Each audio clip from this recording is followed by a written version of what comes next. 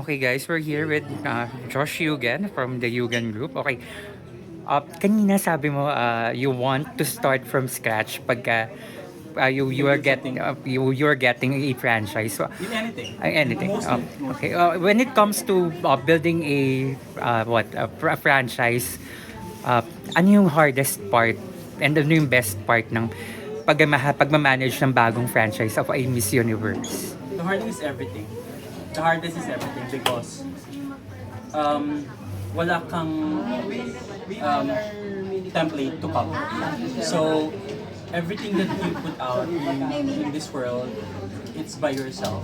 So for me, that's actually the hardest because you cannot be inspired by someone's work because there was no work before, and you have to inspire people. So I think that's the hardest part.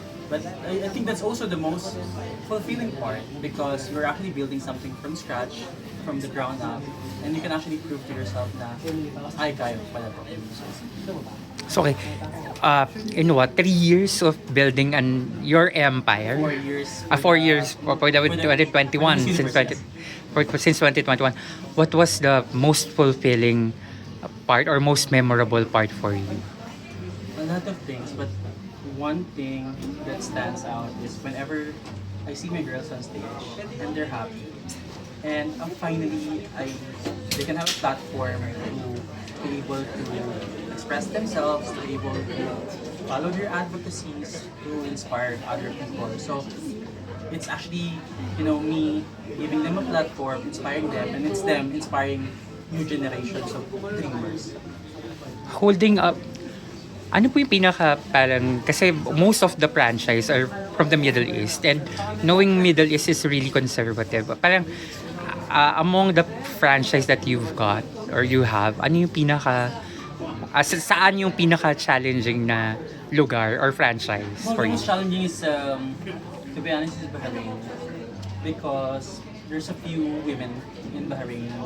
I think the population is actually only 30% women, and out of the 30% women, 5% only knows pageantry, and out of that 5%, only 1% have the courage to join pageantry. So for me, to be able to invite them and encourage them to be able to join a pageant, and because you're opening up yourself to public, it's the hardest part. But I'm so happy and blessed that my past queen, Evelyn Khalifa in particular, showed the world and Bahrain that you can be an empowered woman, not only for becoming an engineer or architect or a doctor, but also becoming a beauty queen. Because a lot of people still in that part of the year, or only few people, is actually belittling the achievements of a pageant queen. And there's a different connotation. Because in the Philippines, if you say pageant queen, artista, celebrity, they're actually very empowering. But in other countries, hindi kasi ganun kasikat ang pageant queens. Pero how do you introduce them to pageantry? Itong mga Give you conservatives. an example. Like for example, Evelyn Khalifa, after winning, she was actually invited by Forbes to be part of 30 under 30. So, bago ka makapasok doon, it's actually you're going through a pole of a needle. Pero she was actually really recognized because of her work for Miss Universe. Since you said kanina, everything was hard. Yung support, how do you get support? Halimbawa, from these countries, ganyan? Or do you fund it yourself lang? Well, one of the most challenging is financial because there's not much sponsor. Let's face it, we're not a powerhouse fund.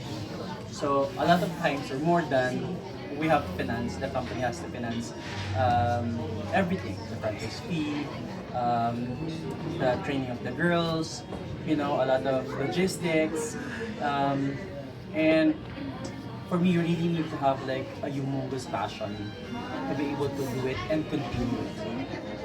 How would you describe yourself as a national director? I'm very open-minded. I love learning things from them. I love to teach them whatever wisdom I have. But also, I love to gain wisdom from them. So, Biggest learning you've learned so far? As what I've said, you need to take a risk. For me, you cannot cross the ocean unless you forget the beauty of the shore. So you really need to take a risk. Thank you, sir. Thank you. Take a risk. I hope I made it with my Yeah. answers.